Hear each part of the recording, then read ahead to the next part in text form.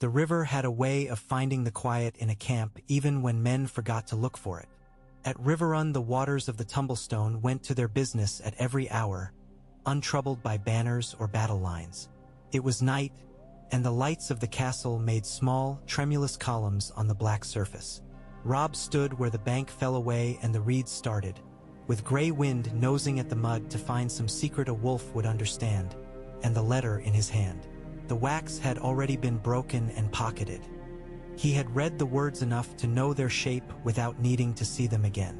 Behind him, tents had sunk into a drowse and the watchfires pulsed as though sleeping lungs breathed them.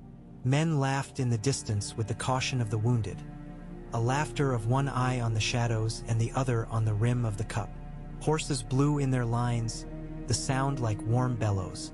Somewhere a sentry coughed, quick and apologetic. He could name the cough without seeing the man, one of the Karstark spearmen who had never learned to clear his throat properly and never would. All the tiny proofs of a king's life, a web of sounds that meant the world had not slipped its moorings that day. And yet there was the letter. Objecting to it won't make it less clever, Robb murmured. Grey Wind pricked his ears. The wolf had taken to treating the soft southern air as an insult. He preferred moor and field, where the wind smelled of stone and deer. Robb laid his bare hand in the thick fur behind the animal's skull and felt that uncanny thrum that had grown more familiar with every month. Sometimes he believed he could coax the stubbornness out of his men with a touch as sure as this. He had not tried. Men were not wolves, and the deep places in them did not answer to kings in the same way. He looked down at the letter. A woman's voice had traveled the leagues and the weeks to sit in his hands. It was not his mother's hand, firm and direct, nor was it the dry prickle of a maester's script. This was practiced elegance, flourishing where it must, reticent where it should. To Robb it read as a conversation overheard in a hall of perfumed stone.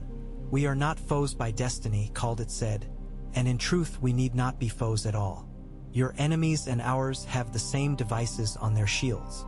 There was a mention of the Mander running broad as a vow and as steady, of bread and ships and green summers kept safe by sure swords. There was a name, Margaery, with the rose folded into the G, as if the letter itself had petals.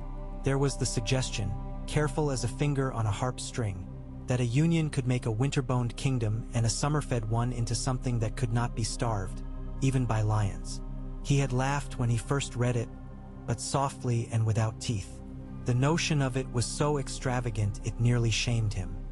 He was not a boy to be dazzled by a rose, golden or otherwise. Yet the letter would not leave him in peace. It followed him from council, sat quiet in his bedroll, walked within reach of his hand every hour. Perhaps it was not the letter. Perhaps it was the thought that words could cross a realm more easily than men and food and oaths, and that the one might serve to bring the others after it. His mother's light step made no sound in the grass, but Grey Wind knew before Robb did. The wolf's head came up and cocked to one side in that picture of wary familiarity that always made Catelyn smile, though she did not smile tonight. She drew her cloak close and stood beside her son without greeting, bending her gaze to the river and the little lamps on it. "I have known men who wanted the world to bring them something of this shape," she said, "but not many who could be trusted to set it down once they'd held it." Robb turned the letter in his fingers. "I thought you would be asleep. I am too old for that lately." She regarded him. "Are you in love with a woman you have not met, Robb? Would you think me a simpleton if I were? I would think you a man," she said, "but I would hope for a king." He looked at her in profile. The wind seized a few strands of her hair and silvered them briefly. She had faced down lords with words sharper than knives, and now wore the face of a woman who had nursed fevers through nights longer than wars. It shamed him that duty should drive a wedge between grief and sleep for her, as if she were a soldier with a watch. "It is not love," he said, "not the thing the singers make. It is the map with a door in it. The north is hungry for everything we cannot grow. The riverlands are aflame. The Freys are—" He stopped. "Faithful and exacting," she supplied. "A bridge for a price. They would call this treachery. They would be right." "I know. Do you?" Catelyn asked, not unkindly. They will call it treachery with proper words and with knives as well. Men who were eager to be proud will find another pride. Lord Walder will be the first to say he was wronged. He has a talent for finding the side of any bargain that presents him as a victim, part of his skill in survival. Robb put the letter away into his belt. I cannot marry into a house that will starve my men to death. They will want us kneeling or they will want us dead. I do not know which will please them more. Them? Lannisters, little birds with pretty feathers who flock where the lions roar. The court, he said. If the Tyrells are what their letter promises, they are no such birds. And if they are? His mother asked, though he heard in her voice that she thought of roses and bees, not of birds. Then I will know it when I see the thorns. She held the silence a while. Finally she reached to touch his sleeve, a quick and private comfort. The thorns are often clever, she said, but cleverness is not invincibility. It is a set of shoes that let you walk into certain places without cutting your feet. There are stonier paths. He smiled despite himself. It is not just their clev. Earnest that tempts me, ships, mother, grain, deals struck across a sea we do not rule. The north is far, but winter is nearer, and men die nearer than either of them. If I can bring bread and wood and iron and harbor all by a woman's hand, it seems a poor king who would not try. And the woman? Caitlin asked, eyes on the river. Does she become a harbor? I do not know, he said. I will find out. They walked back together through the camp, gray wind ranging just beyond their feet like a shade that had learned loyalty. Men rose when they saw Robb even in the dark, their faces opening like doors, relief and expectation shared. He met his mother's glance once. She knew that face, the one he could not see, the one that made men think of answers. In the command tent the map waited, anchored by horn cups and a dagger thrust through a sketched hill for lack of any other vertical. Torchlight pulled the ink into bronze and showed where roads frayed into guesses. The north at the top, a clean, rough shape of a country where the artist's eyes had grown tired and the hands that drew gave up on trees because there were too many to count. The reach at the lower left corner, the big river that seemed to pour the color green onto the land from the shape of the sea. Galbart Glover and Meege Mormont to White Harbor with letters for Lord Manderley, Robb said. No, with the letters and my seal. There should be no chance to doubt them. We will ask for his harbor and his counsel. We cannot march south and expect bread to run after us. If the Tyrells are serious, they will bring their own ships to a friend's dock, Caitlin finished. You think they would trust their daughter on the Trident? She shook her head. A boldness too far even for Mace's vanity. Old Town first, then, Robb said. His voice shaped a path across a country he had not seen with his own eyes, as if he could make a road of breath. Up the whispering sound, around Dorne, into the bight at White Harbor when the tide is slow and a fog lies. If they ask me to come south for a wedding, he caught himself. There was no if in this, only timing and consequences. I will not, he said. You will not. He stood very still then, and she saw him retie his duty to his wrist like a string that could not be cut without both hands shaking. Write to Lord Walder, Caitlin said, truthfully, without apology, because that will sour in his mouth as quickly as wine. But with respect, offer what you can in amends. A bridge too many times crossed is a river claimed. Kings and lords remember the crossings differently. He nodded. I will write before I sleep. He did not sleep. When dawn came to nudge the black into deep blue, the candle on the table had wasted itself into a pool like spilled wax from a boy's prank. The letters were done, and the wolf sprawled at the base of the tent rope as if he had chosen to hold it in place with bone and sinew. Robb's hand was cramped and the words had run together in his head into one steady plea that he could not name to save his life. Be enough. Highgarden did not have a river to be the keeper of its secrets. It had 1,000 channels instead, tiny ones, carved and bridged and ribboned around so that everything grew as if water were a thought the land kept remembering. The walls were more garden than stone, and the stone was more honey than rock. Margaery had grown here knowing how to feel the time by the way the light came through leaves. She could tell the hour by the bees without looking at a sky. She knew the voices of the fountains and which ones gossiped in the afternoon about the sun. The morning the letter came from the north. No, not the letter, there had been other letters, and she had read them without feeling the words turn thin and cold on her tongue. The morning the offer came, she was in her grandmother's bee house. The hives were in long chests with lids that lifted like benches. You could sit beside the insects and listen as they made the day's argument. She had always liked it, the way they fought and compromised in the same motion. A bee did not imagine itself nobler than the hive. Olenna Tyrell sat on a stool with a net over her hair because it made the maids less nervous, though everyone knew the bees had never stung the Queen of Thorns once and would not begin now. "Of all the wolves you might have been asked to meet," Olenna said when the letter had been read and the parchment set carefully aside so no honey would stain it, "this is at least not the one who sends a boy to do a man's work. They've made him a king because he acted like one. A dangerous reason. If they had made him a king because he had the right name?" Margaery asked, touching a fingertip to the wood and feeling the hive quiver under her. "Then the world would be simpler and less interesting." Olenna's eyes, which were brighter when the subject grew dangerous, fixed on her granddaughter. "What do you think of it?" Margaery looked down at the glimmer of a bee's wing as it threaded the air near her elbow. The north. The word itself worked in her mouth like a spice, biting and clean, leaving a scent she could not place.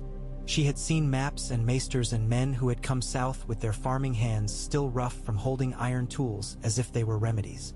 She had seen more men who came south to promise what they could not deliver. She had seen a king's blood dry on a floor that should never have known it. She was very young, the court had said, and of course she was.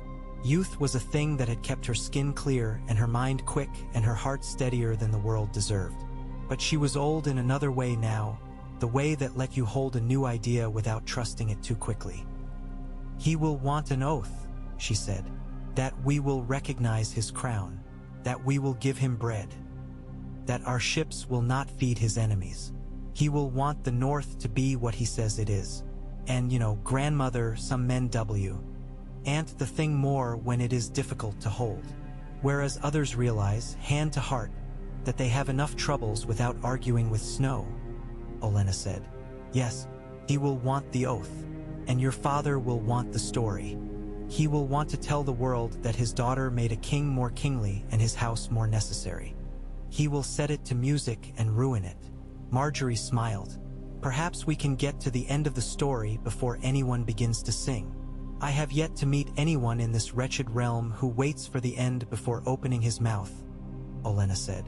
She stood, sending the bees into a brief, annoyed stir, and Margaery rose with her. "There are other questions besides what you want.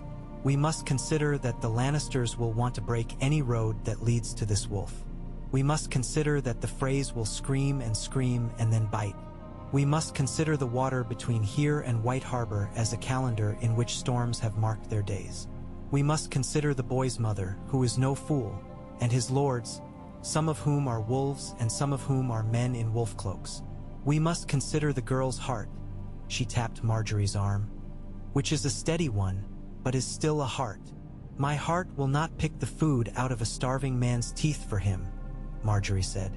"If I take Winter for a husband, I must decide if it is a friend worth having. And if it is not?" Olenna asked. "I will make it one," Margaery said, and did not lower her eyes. They walked the long shaded arcade back to her rooms. Servants had their work to do and did it with the prettiness that Highgarden required. Even in a time of death and war, the Tyrells had discovered that prettiness was a part of power. A maid set a ewer down as if in a dance, and Margaery thought, "When I leave, if I leave, there will be girls in a place called Winterfell who do not walk like this, who think that a footstep is a word that must be spoken plainly." In her chamber, a chest had been half-packed with the things no one should ever pack for her. A book of the old songs with spines that would break if they were jostled. A little jar of balm her nurse had made for her. 3 ivory needles in a roll of fine linen. Margaery closed it and stood a moment with her palm on the lid. She had not set these things into the world, and yet the world had arranged them into a shape that would fit her hand. Her brother came without knocking, though he did knock, an old habit from when they were children that had become a flourish. Loras, fastidious even when he was sad, as if the act of straightening himself were a way to keep his grief from showing its knees and elbows. He wore plain wool, though he had not forgotten how to wear it prettily. The grief had carved him, not into something hollow but into something sharper. "So they offer you snow," he said, looking at the letter on her table where she had left it. "Do you intend to take it? Do you intend to forbid me?" she asked, and saw the flicker cross his face. "No, dearest, you do not. You intend to be wretched and fair and brave. I intend to be your brother," he said, "and to remind you that this boy is a boy with a crown and a dead father, and that he will call its strength what might be only need. He will want you to fill all the spaces a dead father leaves. There are a great many of them. I do not know if even you have that many hands." She went to him and put her arms around him. When they were younger, he had always been the warm one. He had given away his warmth to grief, or perhaps grief had stolen it. Not all that he wanted to keep, but it had taken what it could. "I am not a girl who wants to be a story," she said into his shoulder. "I am a girl who wants to be the one who wrote it." "Then write it," he said, and straightened, letting her go. "Write it so that I can read it when I am too tired to hold a sword." He kissed her brow and left, and she stood a long while at the window, watching the light on the pond. A frog spoke in the shadows with the authority of a man who has never been contradicted. Bees, more bees, the perfume of roses that did not know wars and would not. Whatever men did to each other on roads and in tents and in brothers' chambers. She told a maid to fetch her a quill. Ships had a smell that took the land out of your lungs. Tar and salt and man and old rope. A sweetness like sap and sweat that would never come out of wood.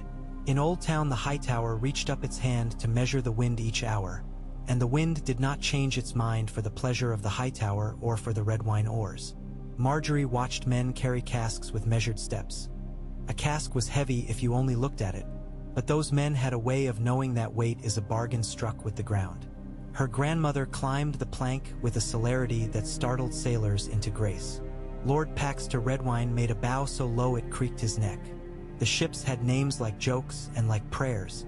Lady's Dream, Green Merman, Winter's Mercy, which men touched when they read. "Do not be seasick," Olenna said as they took the stern cabin. "It is a vulgarity and will make men doubt anything else you say." "I will not," Margaery replied, not out of pride but because she knew she would not. There was a place in her that had never believed that anything that moved could conquer anything that listened. She listened as the oars took them into the current's muscle. She listened to the creak and the slap and the deep throat of the sea that would feed them to a northern harbor if it chose and would throw them back as driftwood if not. A king of its own realm with no interest in crowns. Olenna, after a few tart directions to the captain, slept. She had always had the talent to take sleep where she could find it, not to seek it like a lover. Margaery could not sleep. She stood at the stern where the wakes combed into one long road, and she practiced saying Winterfell into the wind until it lost its strangeness. She did not imagine herself as a queen with white fur and cold jewels. She imagined learning the names of the men who cleaned the castle steps in the morning. She imagined the smell of smoke in a different kind of hall than Highgarden's honeyed warmth. She imagined the way children would look at her gown not as a story but as something that kept her warm. They stopped at the arbor for a night so the sailors could drink wine that hadn't traveled for weeks, and at the Shield Islands for a morning so a captain could bow to a lord whose crest was a piece of the sea. The sun had its way with Margaery's face and she permitted it. She would bring this freckle and that into Winterfell as a memory of a place where the light had been soft and plentiful. Men came to bow and to say the things men said in the presence of women and of houses that could feed them. Margaery answered with courtesy and did not step back. Since Renly's death men had spoken to her the way one speaks to a woman who might find the world weightier than she discovers it. She was tired of being told that strength was a rarer thing in her than roses. They rounded Dorne and the sea changed its voice. The wind had a knife in it and yet did not cut them, only warned. A gull kept them company as if it had never before seen men travel, or as if they were the first interesting thing to have happened to it in weeks. Olenna began to spend more time at the rail, sniffing at the winter that came even on water. She had not wanted to go all the way north with Margaery, but had done so because it amused her to be where no one expected to find her. Margaery loved her for it, which Olenna would have despised being told but accepted being shown. "I will not hold your hand when they call you queen," the old woman said as the captain pointed out the shapes of distant islands by names that someone had invented on a night with too much wine. "I will not ask the steward to bring you your cloak."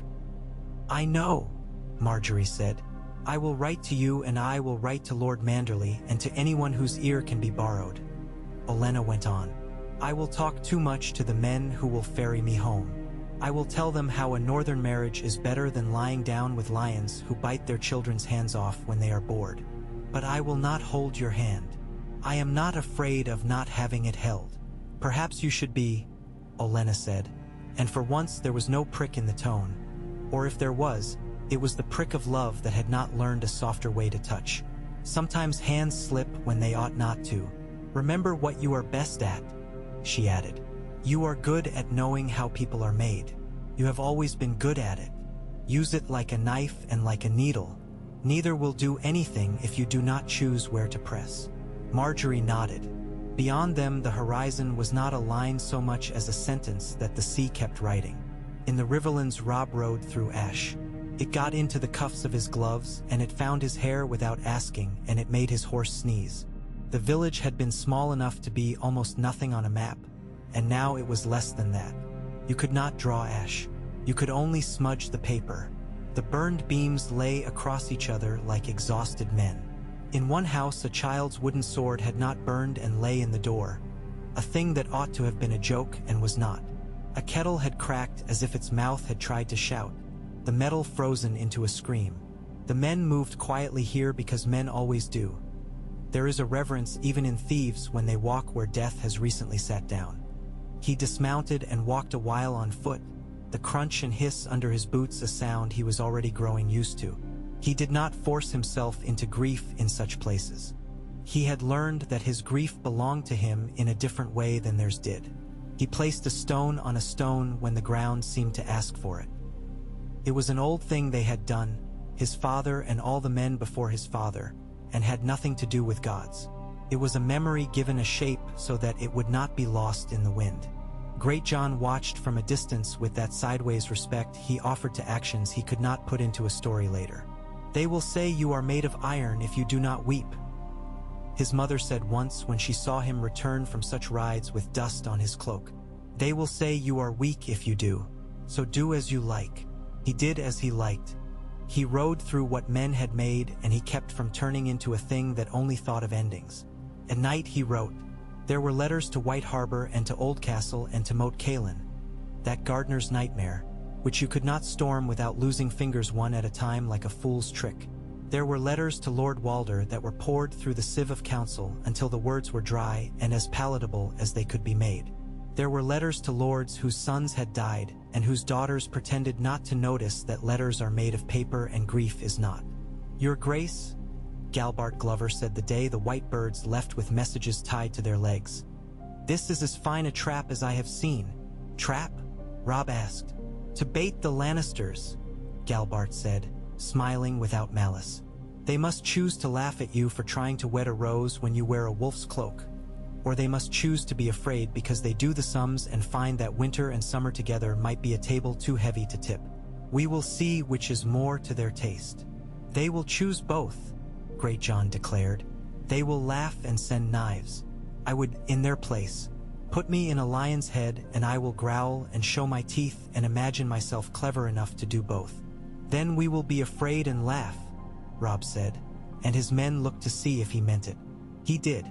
He had begun to understand that fear and laughter are cousins under a crown.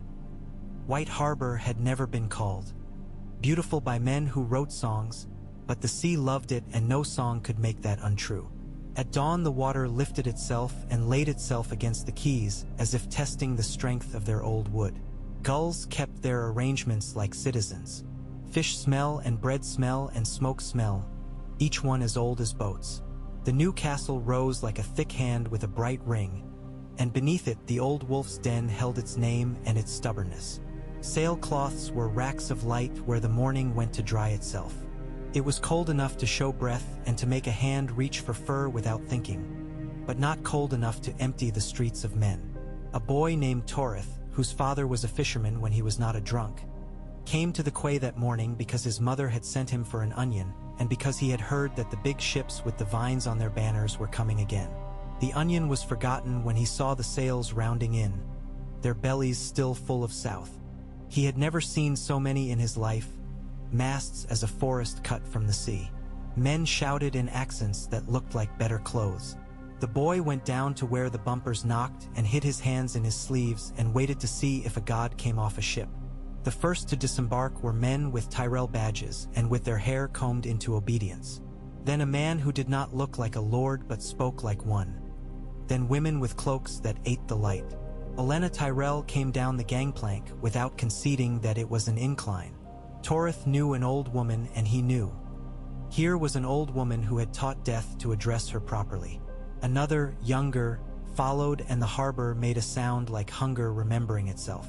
Her cloak was the wrong color for this place, and yet for a moment the place seemed to change its mind. She paused and put a hand on the rail to look at the water, and Torith saw her mouth move as if she were speaking to it. A gull came to sit on a bollard and did not interrupt. Wyman Manderley came with his train, walking carefully because the dock had opinions about weight. He was packed into his velvets as a pie is packed into crust, and when he smiled it was not greed but appetite. Beside him, Sir Marlon Manderley, who had learned how to hold his back straight against the sea, and there, Torith knew her almost as one knows his own mother's hand. Willa Manderley with her hair already loose because she had pulled the pins out. She elbowed her brother as the Tyrells came, and he elbowed her back without mercy, and their grandfather ignored both as a lord must when children are at play. The Merman's Court was far enough up the hill that the smell of the harbor stopped taking liberties, and that was where Lord Manderley had decided the words would be said. But he had come himself to the dock because there are moments when a man must demonstrate the shape of his hospitality with his own feet. "My lady," he said, bowing as far as the quay and his belly allowed. "The sea trades secrets in my harbor each morning, and today it brings me the joy of your presence. White Harbor is yours, as it has always been a friend to House Tyrell in our hearts, if not yet in our letters." "Lord Manderley," Margaery said, "I think the sea does not gossip without asking for something in return. Let us give it a story worth telling." Willa stared at her with frankness that would have earned her a scold from any other lord. Margaery smiled at the girl as if she had just been given a gift. The girl smiled back, and something settled into place that would matter later and could not be tallied now. A friend where one might have found a critic. They went up to the Merman's Court through streets that took the procession as if in their cupped hands.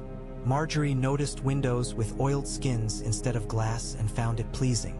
She noticed that men took off their hats in a slightly different order than they did in the South. She noticed that the women's shawls had been patched in such a way as to show pride, and that a man with a twisted foot bowed to her as if he had been waiting for a queen all his life but had known none would ever come. These were not the eyes of courtiers. They measured differently. She did not mind being measured. The Merman's Court was a hall that had been built from the memory of the sea, with beams carved into scales and lanterns whose panes were green to make a man think of the deep. Wyman settled himself into the high seat with ceremony that was not slow so much as careful. The Tyrells stood where custom told them and where Olenna chose to stand whether custom liked it or not. When the first course came, pies and fish and bread with an honest crust, Margaery found the food to be a language as clear as speech. She ate and spoke in turn, and nothing of it was careless. There was no king that day, though a place for one had been made, and men knew that a king would come because the wind had changed. Robb rode north with 200 chosen, leaving his commanders to their wars and their maps. It had been a decision made not in a fit but after a long wrestle with bedsheets and after counting 10 ways to die on the white knife. He had told no man but his mother and the few who must know. Great John had volunteered his laughter and then had given his oath to keep silence, which he did, though the laughter leaked out of him at the edges. They rode quick and slept like men who meant their hurry to be honest. In the nights by the little fires, Robb's letters came back to him, the shapes of his words in other men's hands, and he found himself thinking not of crowns but of how a woman would hold Winterfell's keys. Gray wind ran where he pleased, bringing back the scent of ice and of a deer he would have liked to chase if only his man would let him, which his man would not. When they camped, Robb lay with the wolf close and dreamed of water that ran from a warm garden to a cold shore and of a rosebush with frost on it, the pita, ls crisp and still red at the points. He never dreamed of wedding beds. He dreamed of chairs that did not break under a crown's weight and of halls that did not echo with hunger. The tide lifted him into White Harbor 3 hours after dawn on a day that had begun as if it meant to be kind and then remembered itself. The sky was a wool and the light inside it was a good knife. Robb wore no circlet. It sat useless in the strongbox with his spare gloves. He had discovered that a crown is something you put on in the presence of men, not in the presence of what matters. He passed under the whalebone arch and felt what all men felt who returned to a place where the speech was familiar, the shoulders loosening because they had found their mother tongue again.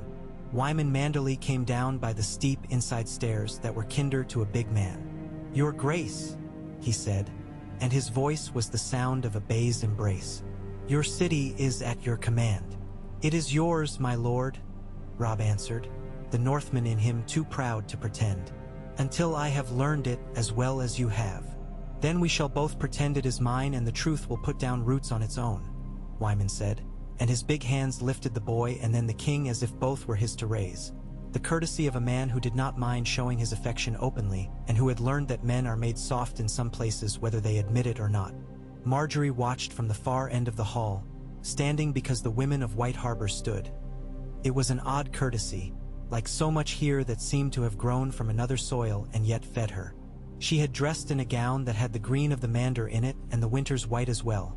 Not because she wished to signal her choices to men, though she did, but because she wished to wear both colors for herself. Olenna had not instructed her on this. She had not needed to. Robb saw her in a glance and then more than a glance. He saw the color first because men do that. He saw the woman next, the line of the mouth, the steadiness. He saw 100 small things in a breath. How she kept her hands relaxed, how she did not lower her eyes when old lords looked too intent, how she moved the corner of a napkin with her thumb to show that she was thinking. He had been taught to look for such things. It had saved his life more than once to notice where a man's attention was a little too tight. Now it felt like mercy to make the same attention into a greeting. "Lady Margaery," he said, stopping before he had quite reached the place that had been arranged for him. He bowed as if he did not wear a wolf on his chest. Gray wind paced up with a doggish ease that he did not grant many men. The wolf planted himself between Robb and the world and sat, the tip of his tongue just showing, the way a man shows a blade. "I am Robb Stark, and I," she said, "am Margaery Tyrell." The smile she gave him was not the southern smile she used on men who wanted to be charmed and forgiven in the same breath. It was a working woman's smile, careful and real. She let him see that she was measuring him as he measured her, and that she was glad to be doing it. "You have brought winter with you into the hall." He glanced up at the rafters, at the lanterns with their green glass and the way they made a forest out of shadows. "I think your halls will teach it manners. If not, we have more than one switch to hand," Wyman said from behind them. His delight at breakfast he meant to share with anyone who had not eaten yet. "Come, you may look at each other later. Now you must look at my pies." They sat and talk grew like steam. It was a valuable thing, to let a hall make noise until it began to seem normal to be at table together. Robb listened and Margaery listened, and between them a thread was being spun by everyone else. Only when it was thick enough that they could take it in their fingers without breaking it on accident did they speak to each other again.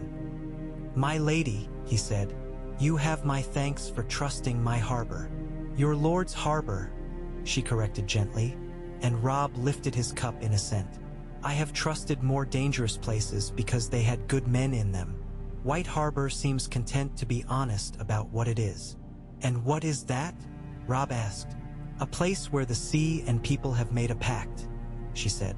"Where the ovens are warm enough that a man's anger cools by the time the bread is baked. Where the children do not run away from a wolf." "Wise children," Robb said, and laid his hand on Grey Wind's neck to still the irrational flutter the word Dyers raised in men.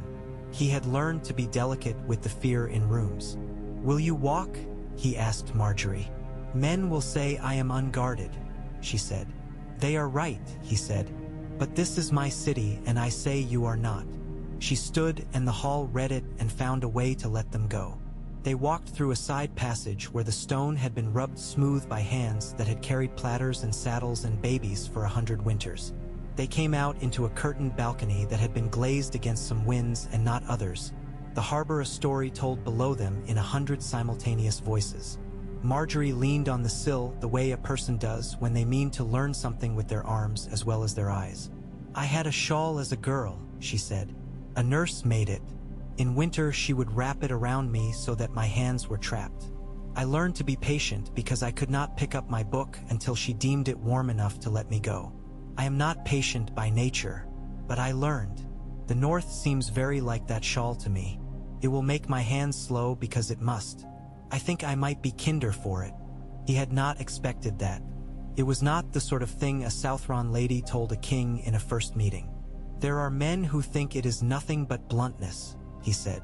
"They believe that if you shout your truth and swing your blade and bully the trut out of men that you are a Northman. That is not so. I have already noticed," she said, and he knew she meant Wyman's careful speech and the deliberate luxury of the table. Northmen were simple in the way that stone is simple. You could look for a year and see nothing but rock until one day you saw the lichen like scripture. "You have been told," she ventured after a time, "that my house can bring you bread and ships." "I have been told," he said. "I have not been promised. It is a distinction that interests me." She laughed, not prettily but as if the laugh had surprised her and she was pleased by it. "You are inconvenient, my lord, and I mean that as praise. I can promise you bread if my father is as shrewd with fields as he always has been, which he is when he listens to my grandmother. I can promise ships if the Redwynes love us enough to risk their good barrels on our road. I can promise that Highgarden will not feed your enemies so long as we are feeding you. I cannot promise what the sea will think." "And can you promise yourself?" Robb asked. "Can you promise that you want a wolf's haul more than a lion's cage?" "I can promise that I will not be caged," she said, "and that my heart is not fickle, though it is not sentimental either. I want to be in a place where the work I do matters, not only the dress I wear. I have found that king's courts are not always such places. I do not know if wolves make one. I would like to know." He looked at her. He thought of his mother, who would tell him to listen, and of his father who had taught him how to set a blade on a whetstone until the sound told you the truth about your own hand. "If we do this," he said, and the words came as if they had been waiting for the weather to clear, "then we will not be able to unmake it by taking off a ring. It will force roads. It will anger men. It will feed men. It will change what my lords call home and what yours do. It will make my wolf and your rose into a banner that men will need to recognize at a gallop." "If we do this," she echoed, and the repetition carried a promise of its own. "It will also make a woman from the south learn to tie a fur-lined cloak and to speak whenever a hall needs the thing the men in it are not saying. It will make a man from the north learn to bear being called a fool by men who do not know how to keep bees. There will be children who will not understand what it was to be only one thing. My sister was always more than one thing," he said without thinking, and then he saw his own heart open to show its wound. "They have her," he added, as if he were telling a tree and the tree could hold the secret for him. "I know," Margaery said, and her hand moved a little, not enough to be an offer of comfort he could not accept, but enough to show that she had comfort and was not keeping it from him out of miserliness. "If I were a mother, I would tell you that a child is never better for her father's wars. I am not a mother, but I have been a sister. Let me say at least that I understand how many rooms in you are locked. I do not ask that you open them." He breathed. The harbor under them went on making and unmaking its own, unmoved by kings or by women. He had worried that a southern lady would fill the air with words to prove that she had a voice. He found that he liked the sound of this woman's silence as much as he liked the sound of her speech. "Wyman believes in pies," he said, to change the subject or perhaps to prove to himself that a king could do so. He thinks the world can be made better by them. He is not wrong, she said gravely. You think that of roses, he said. I think that of work, she replied. Roses are the thing a southern lord sees. The work is the thing I see. They walked the balcony's length and back. The green glass threw a soft, unmelancholy light onto her face, making it into something the harbor itself could have admired. Gray wind paced and leaned once into Robb's thigh upon noticing a gull's shadow. The wolf did not bristle. That, more than any word, told his master what the animal had decided about the young woman at his side. You will be told that my men will betray you, Robb said finally, that we are rough and that we do not know how to bend. You will be told that the Freys are slighted and will be knives under cloaks and tables. You will be told that the Lannisters will laugh. At you, at me, at the thought that the Summer Kingdom and the Winter one would share a bed. All of these are true, and none of them matter if we do what we mean to do without being fools about it. And what do we mean to do? She asked. You mean to be my wife, he said, because there are times when mooring a thought requires saying it aloud. I mean to be your husband. We mean to bind the north and the reach so that bread and honor move in the same direction. We mean to be worse than hunger to the men who would starve us and worse than winter to the men who would think us cold because we come from a place where men do not always smile. Then we will do it, she said. He nodded. He felt no rising of the heart beyond a steadier beat, and he was grateful for that. He did not want to mistake relief for joy or duty for desire. He wanted to know those feelings when they came and to respect each one on its own terms. He did not want to lie to himself or to her. It was a new thing for him, this care, and he kept it like a light cupped with both palms. They returned to the hall out of courtesy for the men who had been holding their breath while pretending to eat. Wyman boomed a toast to the health of all those present and to the absence of all those who were not and ought to be. Olenna's eyes were a bright solution to a problem the room did not know it had. Loras, who had come north reluctantly to watch with his own eyes the shape of the future, inclined his head to Robb in a way that showed that grief had not made him blind to other men's merit. And watched Margaery and thought of ways to measure themselves against her and then of ways to like her instead, because there is a luxury in liking that is better than envy and easier on the bones. The days that followed were days of letters and of listening. It had taken a month to come and it would take a lifetime to stay. The betrothal required that oaths be said in words that could be repeated later without embarrassment. The wording sat at the long table like a severe aunt. Catelyn came, and Robb saw the way her hand tightened when she saw Margaery, and then the way it softened when the young woman met her with careful, honest eyes. The two spoke in a room with a fire that had been built too large and was not apologized for. A northern fire, a thing to pull men into a circle. I do not trust the world with my children, Catelyn said, and Margaery did not pretend that it was a metaphor. I do not know you. Trust is a work done by time, not by signatures. Then let me work, Margaery said. I will not ask you to feel what you cannot. I ask that you watch. They spoke of the phrase then. They did not say the worst things about them, because you do not give too much power to a house by speaking of its crimes as if they have already happened. They spoke of roads and of how to move bread along them, which was more complicated than moving men. They spoke of ports and of how the sea sulks and forgives. They spoke of names for children not yet conceived because words have ways of making rooms ready for bodies. The talk would have bored a singer. It did not bore either woman. Margaery learned the names of the towers in White Harbor and said them until they sat properly in her mouth. She learned that Wyman liked to walk early, with a boy at his side to set him to rights if he overstepped. She walked with him one morning and he told her about nets, the ways one can mend them, the knot that will hold and the knot that will give when you want it. She made a note in her mind to ask her father to build the new knots into his politics. Oaths are nets, Wyman said, though she had not asked. Almost every man mends them wrong. They tangle them until no fish can go in or out, and then they wonder why they starve. The trick is to make them hold what you must and let the little fish through so there will always be more fish. Then we will write the knots carefully, she said. He gave her a look that had the approval she had hoped for and the humor she expected. I begin to see why the old woman keeps you. She keeps me because she made me, Margaery said, and because I amuse her. Both are good reasons. Robb, in the meantime, met with his northern lords in a room where the air was a little warmer because his presence was a kind of fire. They did not like the thought of a rose in their winter, but they did not mistake liking for wisdom. Meage Mormont grunted that a daughter of the Reach might learn how to hold a spear at the right end. Greatjon, bravado on legs, declared that if the lady could bear the winter without flinching, she would have his respect, which was an easy thing to promise at a table and a harder thing to keep in a storm.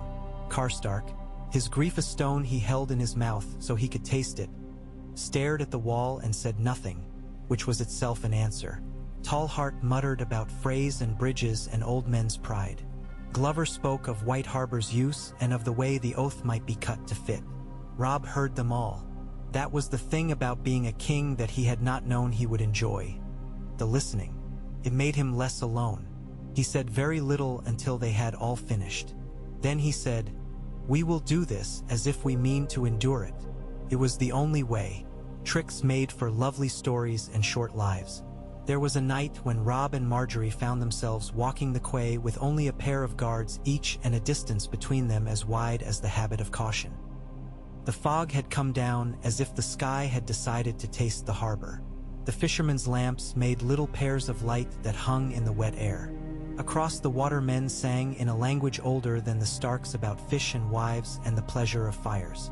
Grey Wind took the fog into his mouth and let it go again, amused. "My father taught me to tie knots with a wet rope," Robb said, because the fog had made him think of Wyman's counsel without needing the man's name. "He said we must learn to make things that hold when the ground is uncertain." "My grandmother taught me to drink wine and then to drink water," Margaery said, "so that a man would not see me stumble and believe it meant more than it did." "They will watch you," he said.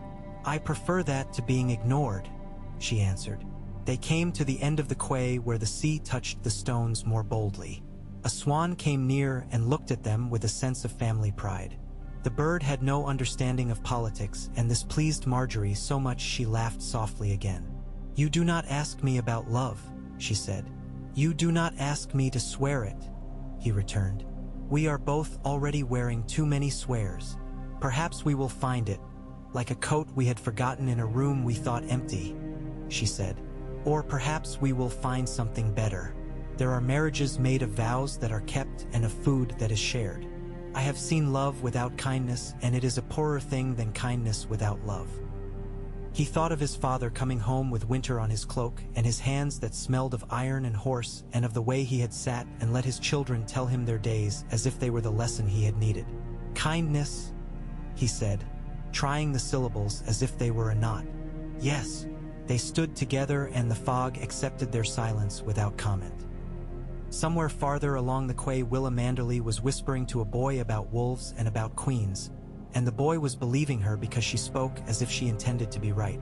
That night Catelyn Dray aimed of Ned as she had not in months. He stood with a lamp on a table and he said nothing. She woke and went to the balcony that looked down on the court and saw her son standing looking out into air, and she did not call to him. In the morning she wrote a letter to Lord Walder with a cleaner quill than most men could find, and at the end she added a line that was a little less hard than the rest, a courtesy that did not ask to be paid for. She sent it and did not put her trust in it. Her trust she kept with her children where it belonged.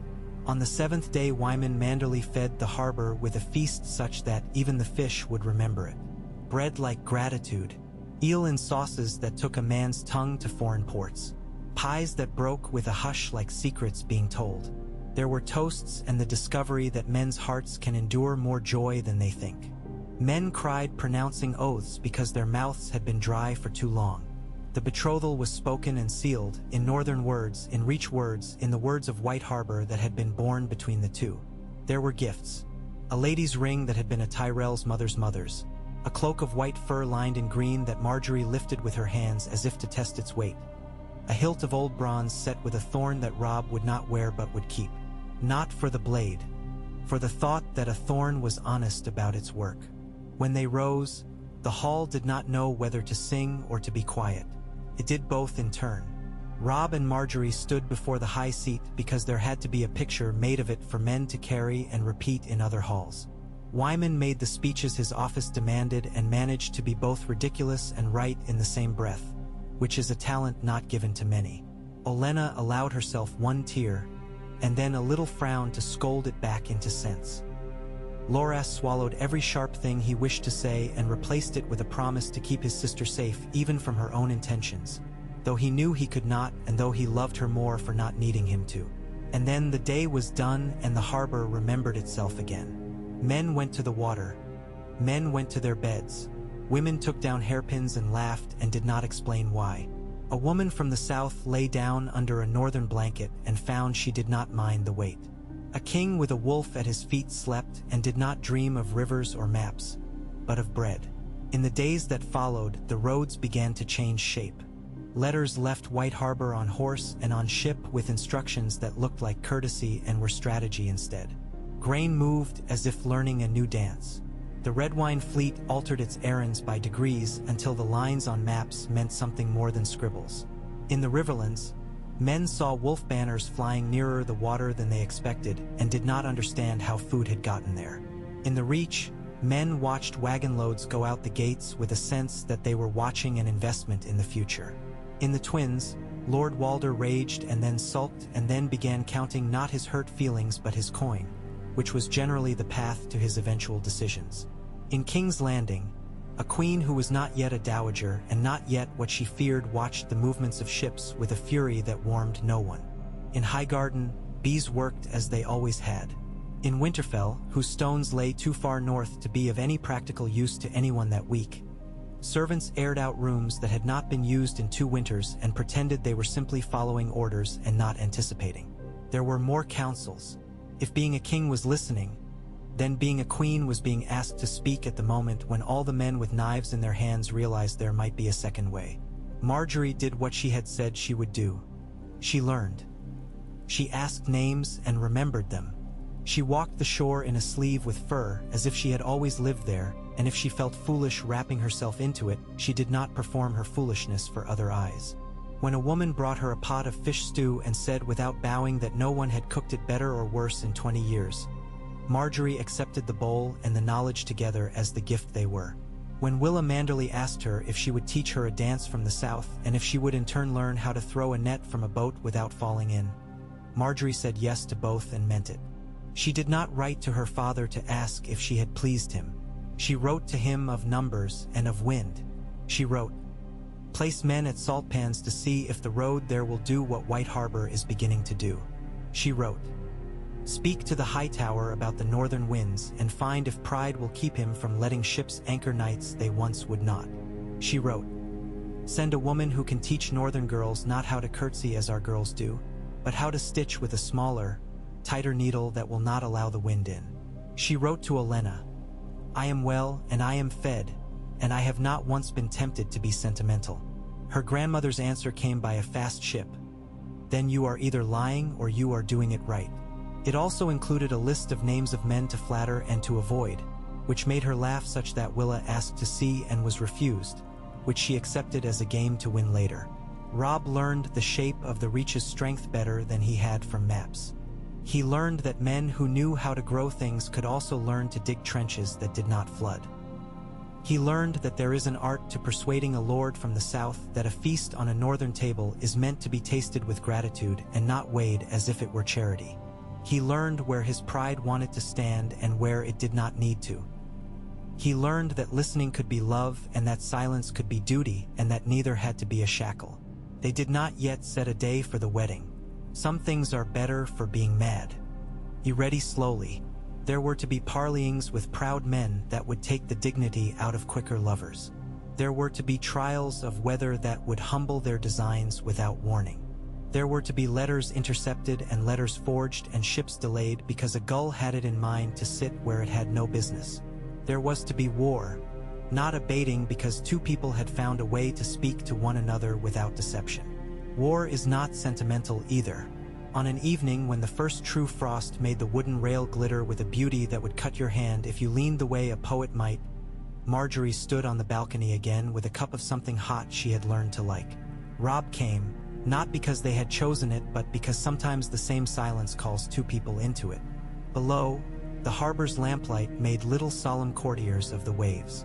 Gray Wind sat with his breath rising in the air like a caravan. "Your Grace," she said, teasing because it soothed the formality that had crept into men's mouths since the betrothal was made speech. "My lady," he answered, because sometimes a courtesy keeps the world in its place. They did not speak again for a time. She offered him the cup and he drank and grimaced and then nodded because he had not yet learned to like it and had already learned to be grateful. He handed it back and their fingers touched. It was not a moment that changed anything in the songs. But in actual life, there are 100 such moments that are the bridges between one shore and another. They stood with a cup between them, the fog restrained by the cold. "I will go south again in 3 days," Robb said. He did not apologize. "My men have their work. I will not be gone long."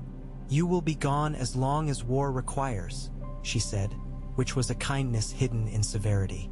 "I will be here to make sure that your ships are ready when you need them. I will be here to make sure that your harbor likes you. Does it not now?" He asked, and she heard that he had learned to seek the comfort of humor without letting it be a shield. "It will if you continue to eat Wyman's pies," she said. He smiled, a boy's smile. "I always did as I was told, when it was sensible."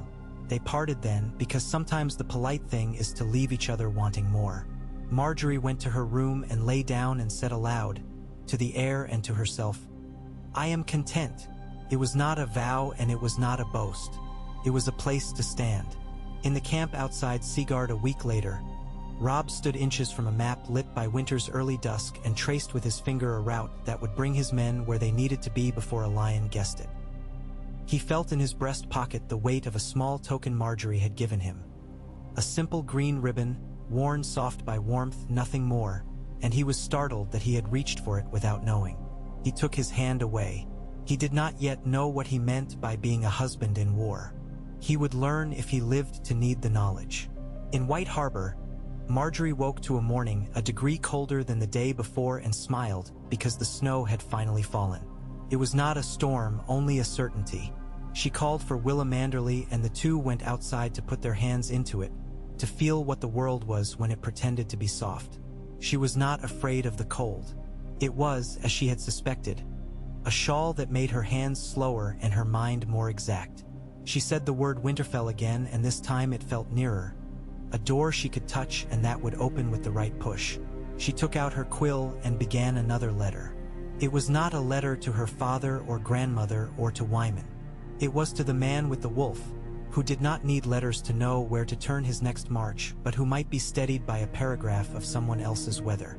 She wrote about the snow. She wrote about a girl who had laughed when the flakes stuck in her hair, and about a boy who had coughed and been given a scarf. She wrote that she had ordered more wood for the stoves, and that the man who delivered it had told her a story about the first Manderleys coming north, which she enjoyed more than she enjoyed most stories about men. She wrote, "We are well here. We are ready. We work." The words were small, deliberately so. Sometimes a net must be made of fine threads. She sealed it with wax that smelled faintly of the wax in her grandmother's bee house, though the bees here did not know her name, and she gave it to a man who would ride as if his life were a letter. He would, for a while. It was a part of the work. On a hill that looked like any other hill, a raven lifted its black punctuation into the air and went south with a truth in its beak. Men moved. Women sewed. Ships tugged at ropes. Fires lit. Pies cooled. Grief and hope and hunger and humor and stubbornness. These things met in rooms and on roads and decided to live together as best they could. And under it all the river went on, and the sea, and above them the winter that had always intended to come, and the summer that would return even if most men did not believe it when they were shivering. Robb Stark, who had never supposed that his marriage would be an argument with an entire world, slept that night with his hand on the hilt of duty and with the smell of bread still in his head. Margaery Tyrell, who had known from the beginning that being a wife was a craft, slept with her hands open as if to say that she would carry what she must and not more, and in the morning woke prepared to take a little more anyway, because that is what a day demands. And somewhere south of both of them a lion lay on a tiled floor, puzzling over the arithmetic of two kingdoms that had not asked him whether he liked mathematics. He found that he did not. The sums were not to his taste. He would try to change them. He would fail and he would succeed and he would make men die either way. None of that would be Desi. Dead at a table with bread on it. It would be decided in slow hours like these, in halls where a woman watched the door and knew when to admit a man and when to make him wait. In tents where a king loved listening more than killing, though he would kill when he had to. In harbors that had been taught new songs.